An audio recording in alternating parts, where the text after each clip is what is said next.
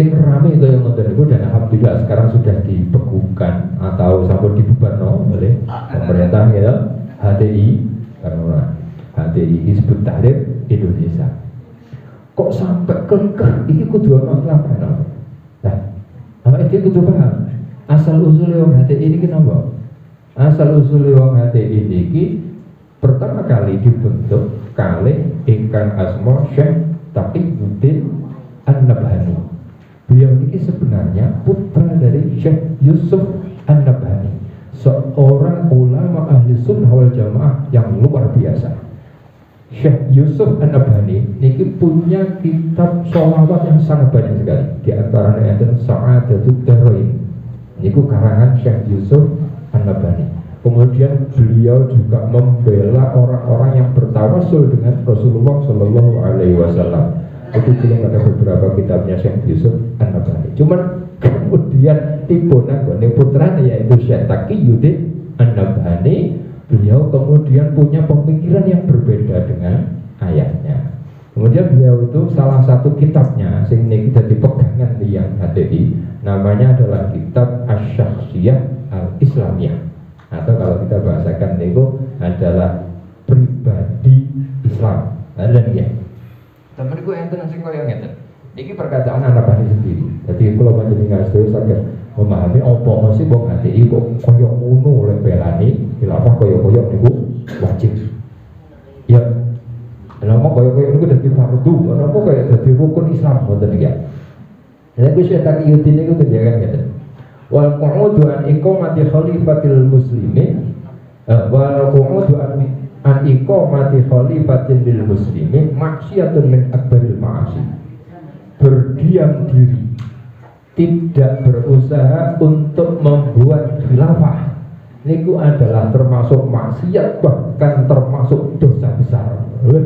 Itu tentukannya Syekh Taqiyuddin An-Nabhani yang niki adalah pencetus dari Hizbut Tahrir, termasuk nomor Indonesia ini. Lah apa kok diarani dosa gede? Li annaha qu'udun anil qiyam. Li annaha qu'udun anil qiyam bi fardin min ahammi furudil Islam.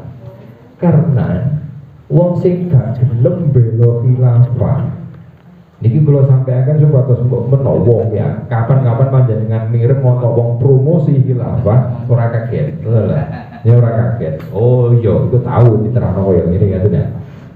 Apa-apa gak bela khilafah itu diarani maksiat yang paling gede, karena dianggap orang yang tidak membela khilafah itu sama halnya telah meninggalkan satu kewajiban terbesar.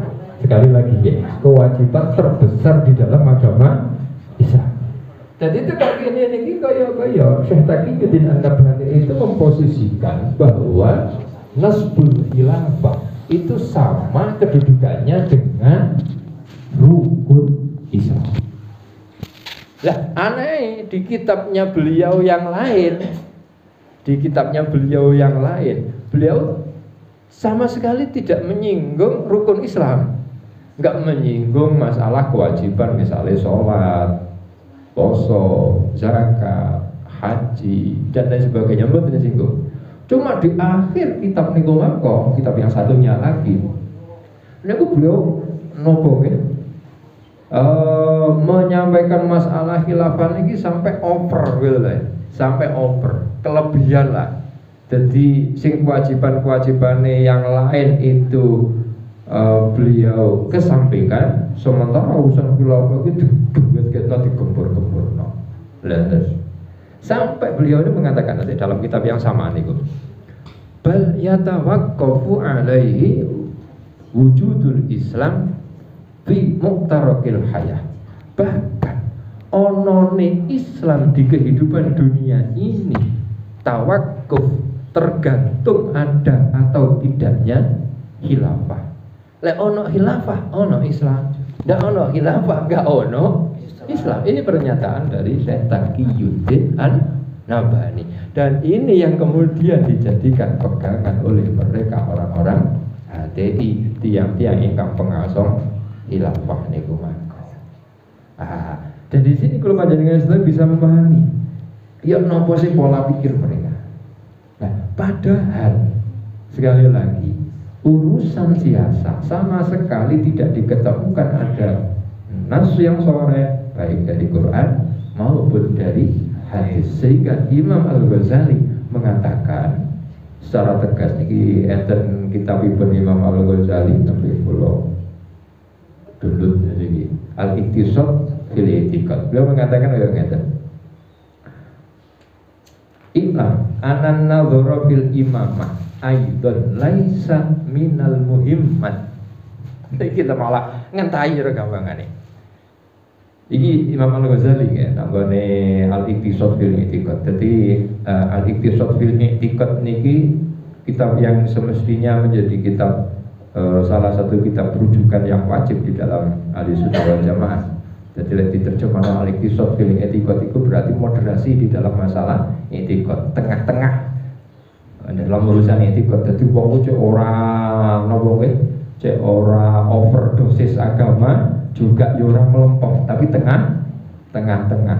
Yo tidak radikal, cuman juga tidak liberal. Lah jadi tengah-tengah. Mesti ngoten. Lagi beliau mengatakan ngoten. Anan nazara fil imamah aidan laisa minal muhimmah, bahwa pemahaman tentang imamah ataupun khilafah itu bukan hal yang penting. Imam Ghazali bukan hal yang penting. Walaisa aidan minal ma'kulat, dan itu bukan termasuk hal-hal yang minal ma'kulat, hal-hal yang didasarkan kepada logika. Mboten. Bal minal fiqhiyat, akan tetapi itu adalah bagian dari urusan fikih. Nah, itu bagian dari urusan fikih. Setiap orang yang belajar fikih akan paham bahwa fikih itu intinya adalah intinya adalah dugaan. Tidak ada yang qat'i di dalam fikih kecuali apa sing wis dadi ijma ulama. Semuanya adalah dugaan, bisa salah, bisa benar. Apalagi dalam urusan siasa, dalam urusan politik. Sampai Syekh Abdul Rahman di dalam Bughyatul Mustarsyidin ini menjelaskan bahwa siasa mahiyya illa dzununun wa awhamun. Siasa itu kalau dicari-cari dasar fikihnya, dasar atau dalilnya, itu semuanya hanya dzunun wa awhamun, hanya dugaan-dugaan saja. Jadi modern itu yang pasti, koyok pasti ini urusan ubudiyah. Kalau bandingkan koyok ngeten misalnya dalam hal kepemerintahan, pancen enten kitab yang dipun karang kali Imam Al-Mawardi, naminipun Al-Ahkamus Sultaniyah. Ahkamus Sultaniyah ki enten kali, enten Al-Ahkamus Sultaniyah karya Imam Al-Mawardi Syafi'iyah, enten sing saking Hanafiyah niku dipun serat awati karang kalian Abu Ya'la. Di sini hampir sama. Niku membahas masalah ketatanegaraan. Dah, dalil-dalil yang beliau sampaikan oleh Imam Al-Mawardi, sekalipun memang ada dalilnya, cuman kesannya nuwun sewu, bukan kita mengkritisi Imam Al-Mawardi, bukan. Kesannya nuwun sewu, maksa dulu dalilnya. Misalkan contoh, bahwa di dalam pemerintahan itu harus ada perdana menteri. Niku sing digawe dalil adalah apa yang pernah diucapkan oleh Nabiullah Musa alaihissalam ketika diperintah oleh Allah Subhanahu wa taala untuk berangkat menuju Fir'aun berdakwah. Niku beliau berdoa, waj'alli waziran min ahli, jadikan Harun sebagai wazirku. Harun niki panjenengan dadosaken wakil kula, patih kula lek cara wong Jawa. Iki kan jadikan dalil.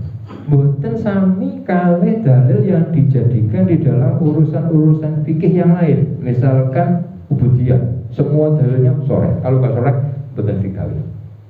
Sing sore mau masih jelas mawon, itu masih diteliti kok. Apa keabsahan dari hadis niku mangko. Dalam bab muamalah ugi mekaten. Tapi ketika dalam bab siasa wis kangelan lho. Kangelan. Bahkan sekelas Imam Al-Mawardi sendiri, itu saking pintere Imam Mawardi untuk mencari dalil, itu pun dapatnya juga semacam itu.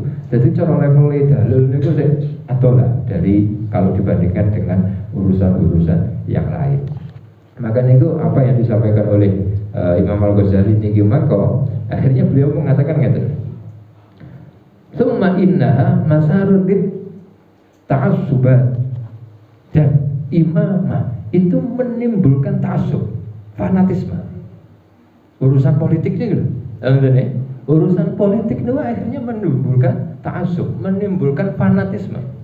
Bisa apa dia yang ngerasa nolak, iki partene abang, iki partene hijau, iki partene kuning, kan beda kan. Kebetulan wis liri-liri ada apa enak ngoten ya. Iku ta'assub itu sudah bisa kita rasakan itu. Ayo ngoten. Dah nih, kalau mereka memaksakan enter satu khalifah di muka bumi ini hanya satunya mek situ. Dan terus singkatnya dadi sapa?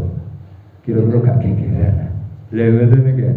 Jadi wis gak jelas lah di mereka niku. Oleh ditakokno ngotot-ngotot khalifah, takokno mawon ku sing dadi khalifah sapa Kang? Itu mawon ya. Sing dadi khalifah wis pasti bingung gitu. Pasti bingung kriteriane ya apa? Kudu Islam, akeh wong Islam. Kudu ngalim, akeh wong ngalim. Kudu sing warok, kudu sing akeh wong warok. Iki terus teko endi gitu. Teko